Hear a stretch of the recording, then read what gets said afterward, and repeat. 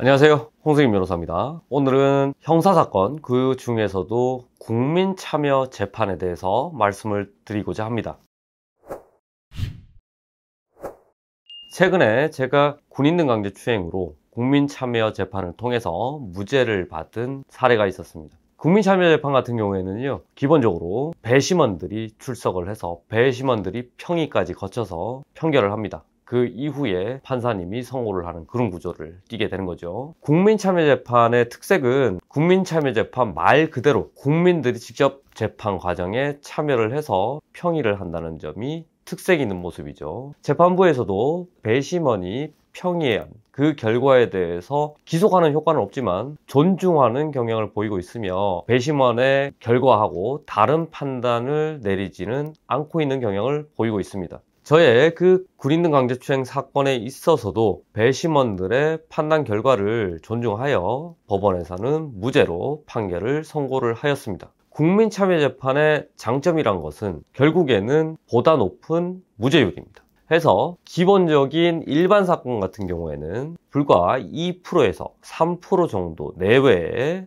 무죄 판결률을 보이고 있는 반면에 국민참여재판 같은 경우에는 무려 20%나 되는 무죄 판결률을 보이고 있습니다. 그에 반해서 국민참여재판의 단점의 경우에는 기본적으로 이 피고인이 무죄를 주장을 하고 있는데 이 무죄 주장에 대해서는 도저히 신빙성이 없다. 피고인이 거짓말하는 것 같다. 피해자가 굉장히 신빙성 있는 진술을 하고 있다. 그럼에도 불구하고 피고인은 전혀 반성을 하고 있지 않고 있다. 이렇게 가게 된다면 형량 상당히 늘어나게 되는 거고 실형의 가능성이 상당히 높아진다는 점이 단점이라고 하겠습니다. 그래서 국민참여재판을 할지 말지 여부를 결정하기 위해서는 이런 장점과 단점을 함께 고려를 해서 신중하게 결정을 해야 되는 거죠. 즉, 내가 정말 하지 않았다. 나는 추행을 한 적 자체가 없다. 강제추행은 무슨 강제추행이냐? 그 인원하고 나하고는 굉장히 잘 지내왔었다. 또는 아예 그 인원을 건드린 적도 없다. 라고 했을 때 그때는 국민참여재판을 권해드리지만 내가 이미 인정을 하고 있고 반성을 하고 있다. 또는 되게 좀 건드린 건 아니지만 내가 좀 찝찝한 부분들이 좀 남아있다 라고 했을 때는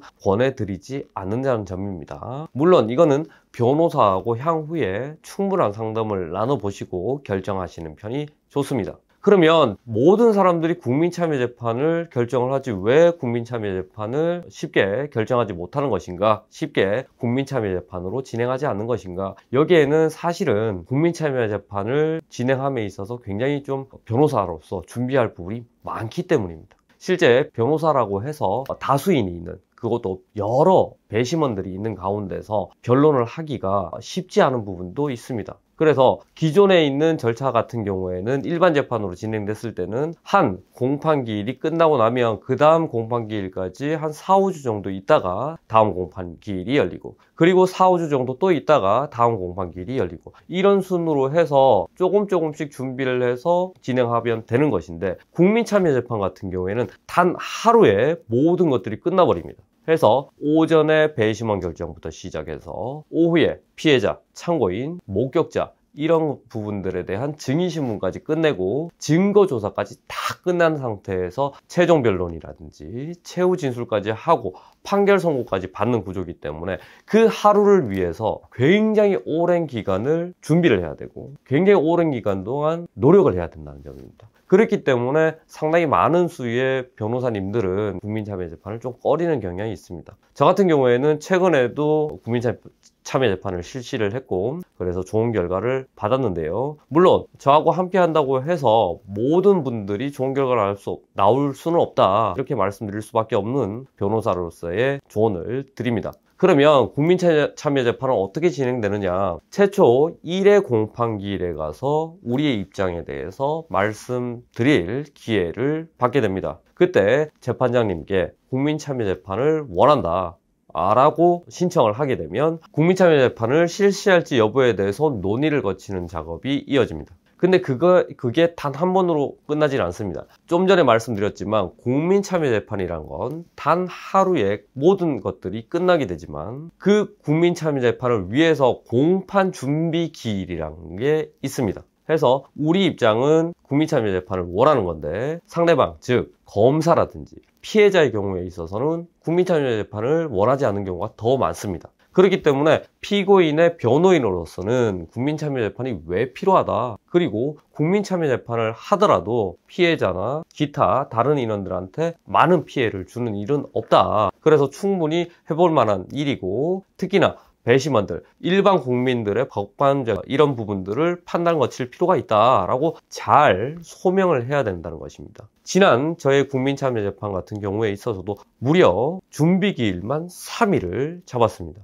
해서 한 번 준비기일 끝나서 검사 의견 되겠다. 재판부에서 그렇게 얘기를 하면 검사가 또 의견을 밝힙니다. 여기에 대해서 검사는 이렇게 의견을 밝히고 있는데 변호인 측의 입장은 뭐냐? 그러면 그 다음 기일에 또 공판 준비기일을 잡아서 우리의 입장을 밝히는 것입니다. 그리고 나서 어느 정도 결심이 섰을 때는 이런 이유로 해서 꼭 국민참여재판이 필요하고 이런 부분 때문에 어떤 다른 제3자에 미치는 악영향은 크지 않은 반면에 국민의 심판 그리고 국민의 법감정을 알아본다는 취지에서는 반드시 필요한 작업이다. 이런 취지로 해서 소명을 한 이후에 결국에는 국민참여재판이 결정되게 됐습니다. 그렇게 국민참여재판으로 결정된다고 하더라도 여기서 끝나는 문제가 아닙니다. 그 다음 공판 준비기를 잡아서 향후에 어떤 방식으로 진행할지, 즉 오전에는 어떤 방식으로 진행하고 오후에는 어떤 방식으로 진행하고 각자 서증, 그러니까 증거자료는 어떻게 제시할 것이며 거기에 대한 조사는 어떻게 할 것이다. 그리고 마지막 배심원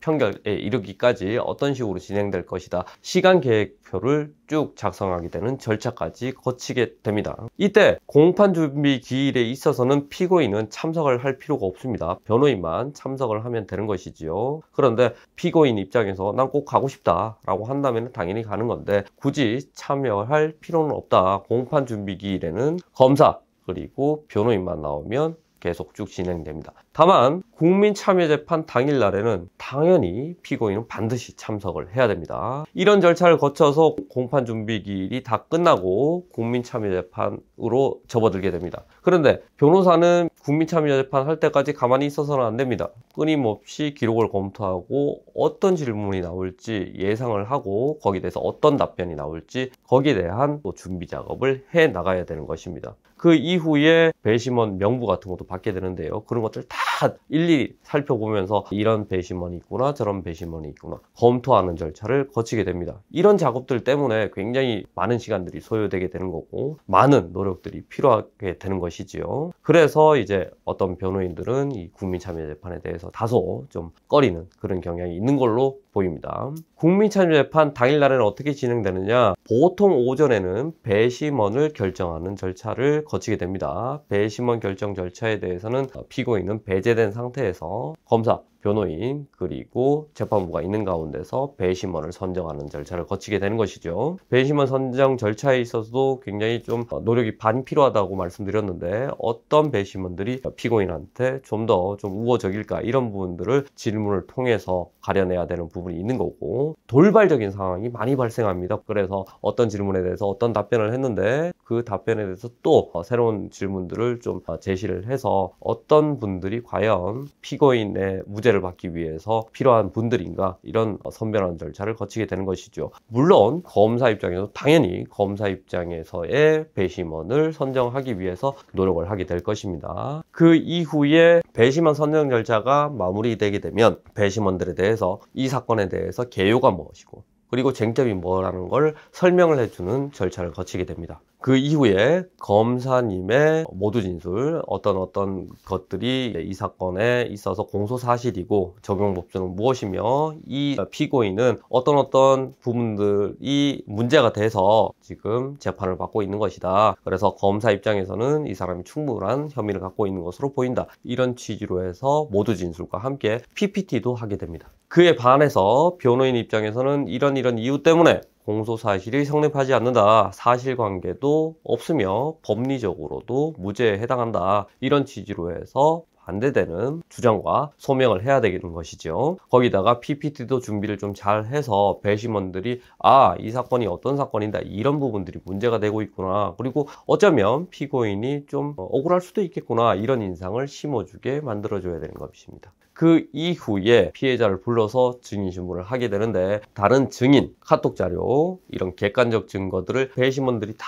볼 수 있도록 그렇게 현출을 시켜주면서 사실관계가 맞지 않은 부분들에 대해서 질문을 해야 되는 거고, 이런 부분들이 있는데 여기에 대해서는 어떤 입장인지 결국에는 피해자의 증언에 대해서 공격할 수밖에 없다는 것입니다. 피해자에 대한 증인신문 이후에는 참고인들의 증언을 들어보는 시간을 가지는 게 좋습니다. 피고인의 입장을 대변하거나 피고인의 입장에서 진술할 수 있는 인원들을 증인으로 신청해서 증인신문을 가지거나, 또는 검사 측이 신청한 목적자에 대한 증인신문 과정을 통해서 어쩌면 사실관계가 다른 부분들을 얘기할 수도 있다, 이런 취지로 해서 증인신문을 해 나가야 되는 것입니다. 그 증인신문 이후에는 서중조사라는 걸 하게 되는데요. 역시 마찬가지로 검사 측에서는 다양한 방대한 증거자료를 제출하면서 이런 혐의점들에 대해서는 이걸로 충분히 입증이 된다라고 밝히게 될 것이고요. 반대로 우리 피고인의 입장, 변호인의 입장에서는 이런 증거자료가 있다. 특히나 이 이후에도 굉장히 잘 지내왔었던 그런 녹음 파일이 있다.